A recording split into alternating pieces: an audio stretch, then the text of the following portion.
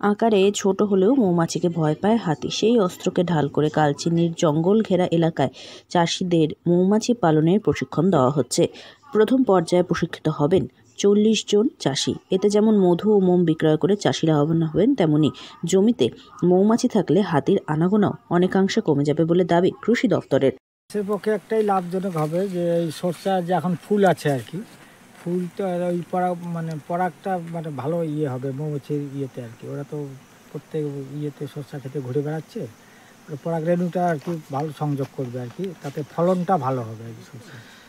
অন্য চাষ যেমন ভুট্টাটা তো করা যাবে না, আলু এগুলো সব হাতি অ্যাটাক করে। মৌমাছিতে ঠিকই আছে, মৌমাছিতে হাতি হয়তো এটা কম করবে, কিন্তু ওই মৌমাছিতে রাত্রেবেলা হাতি যেমন রাত্রেবেলা আসে, তখন মৌমাছি কিন্তু বাইরে থাকে না, সব বক্স। কৃষি দপ্তর সূত্রে জানা গিয়েছে মৌমাছিকে ভয় পায় হাতি, তাই দূরে থাকতে পছন্দ করে। এই পরিস্থিতিতে জঙ্গল ঘেরা এলাকায় মৌমাছি চাষকে ঢাল করে সর্ষে, তিসি, সূর্যমুখী, আম, কাঁঠাল ইত্যাদি চাষ করা যেতে পারে। এছাড়া মৌমাছি জমিতে থাকলে ফুলের পরাগ মিলনও ভালো হয়।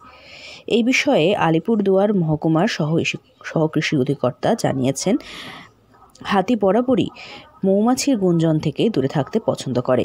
এই কারণে কালচিনি ব্লকের এই জঙ্গল ঘেরা এলাকাগুলোতে চাষিদের মৌমাছি চাষে উদ্বুদ্ধ করছেন তারা। মৌমাছি চাষের ফলে মৌমাছি প্রকৃতির একটা উপাদান, তো তার ফলে প্রকৃতিতে যে সমস্ত ফসলগুলো থাকে, সর্ষে, তারপরে যে কোনো ফসল যেটাতে ফুল তৈরি হয়, তিসি, মাঘা, সূর্যমুখী বা সব রকমের ফসল যেখানে ফুল তৈরি হয়, সেই ফুলগুলোকে পরাগ মিলনের জন্য মৌমাছির একটা খুব গুরুত্বপূর্ণ ভূমিকা থাকে।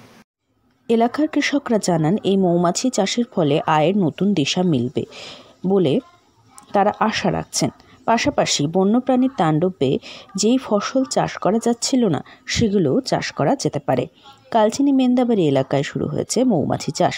দক্ষিণ মেন্দাবাড়ির চাষি প্রভাত বর্মন বলেন, এমনটা হলে যারা বন্যপ্রাণীর তাণ্ডবে কৃষিকাজ ছেড়েছেন, তারাও আবার এই চাষাবাদ শুরু করতে পারবেন। আলিপুরদুয়ার থেকে অনন্যাদের রিপোর্ট, লোকাল 18 বাংলা।